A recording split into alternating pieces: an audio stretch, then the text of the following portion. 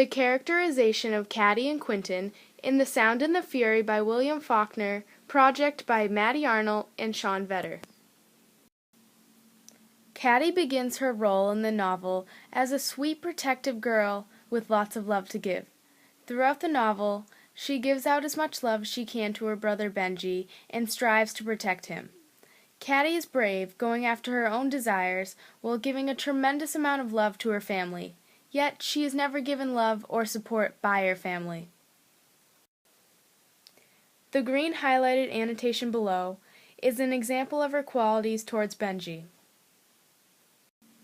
Caddy smells like leaves. "Did you want to come meet me?" she said. "Did you want to come meet Caddy?" "What is it? What are you trying to tell Caddy?" Childlike Benji knows and loves Caddy through his senses, as in smells like trees. This is a positive feeling to him about Caddy. When Caddy smells like trees to him, everything is in order and okay for Benji.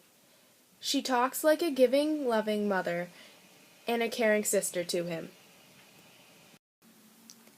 Caddy is told in the perspective of her brothers. She is never given her own proper chapter, and she can never give her side and her reasonings. The brothers each view her in 3 different ways. Benji puts her on a pedestal, believing she can do no wrong, and treats her as a mother and sister, as he cannot differentiate love. Quentin envies and lusts after her for losing her virginity, and wants to lose his so he can be a man by society's standards. Jason loathes her because of the divorce she had, which caused the Compson family to crumble financially and make him lose a business opportunity with her then husband. This annotated quote shows Caddy's uncharacteristic submissiveness to Quentin's needs. He wants to use Caddy's pregnancy as an excuse to claim he's the father in order to make himself feel like a man, as it would show that he lost his virginity. The quote is highlighted in Periwinkle. "I held the point of the knife at her throat. It won't take but a second, just a second. Then I can do mine then. All right, you can do yours by yourself. Yes, the blade's long enough. Benji's in bed by now. Yes, it won't take but a second. I'll try not to hurt, all right?" Tragedy. As a 7-year-old child, when Caddy falls in the water, she takes off her wet dress, but that goes against Southern values. She also goes against Quentin's command to not take off her dress. Quentin slaps her. Caddy is independent, assertive, carefree, and courageous. Even though Caddy has a child, Miss Quentin, in reality her life is fruitless because she never sees Quentin. Miss Quentin is taken care of by the Compson family. Caddy's life is a tragedy. She is consistently abused by her family. She is beaten and screamed at by her mother, as well as envied by Jason and Quentin. Her life is more assertive, especially for Southern values of women's proper conduct.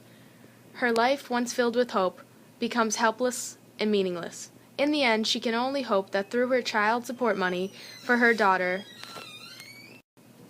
will have a better future and a more purposeful life filled with joy and love so that she will be free. Caddy's hope is that Miss Quentin will not repeat the tormented past of The Sound and Fury from the discontent and failed meaning of the Compson family. The annotated quote is in red-orange. "It's not wet. I'll take it off." "I bet you won't," said Quentin. "I bet I will," Caddy said. "I bet you better not," Quentin said. "Unbutton it, Versh," she said. "You unbutton it, Versh," Caddy said. "Or I'll tell Disley what you did yesterday. So unbutton it, Versh." "You just take your dress off," Quentin said. Quentin slapped her. Conclusion of Caddy's characterization. This novel is about Caddy's tragedy as characterized through her brothers. Sadly, she does not reach her potential because she is pulled down and controlled by her family. This unfortunate failure of Caddy to reach her potential is the meaning of The Sound and the Fury.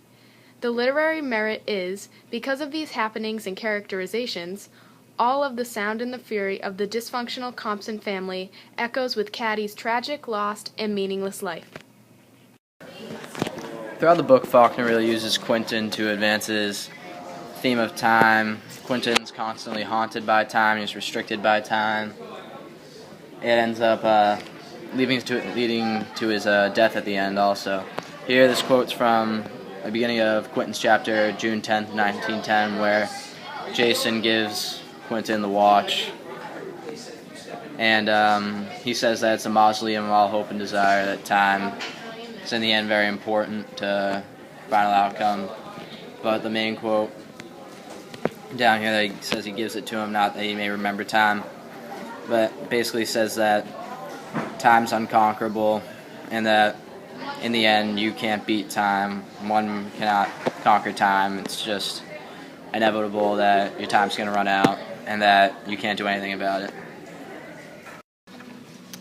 The next passage comes from when Quentin goes to get his broken watch fixed in the shop, and basically what Faulkner tries getting across in this passage is that, especially with like Quentin's obsession with all the different clocks and stuff like that, how they all have different time, that kind of time's a unique thing to each person, that time's very contradictory to other people. So like Quentin is it's shown that Quentin, the past very tense of time is most important to Quentin, and that's kind of what he obsesses over the most. How he says like time holds all he used to be sorry about, like time holds all his mistakes and everything that he regrets. It's kind of a big theme here, and that kind of goes into Quentin's overall characterization as to what Faulkner's trying to say about the importance of time in the novel.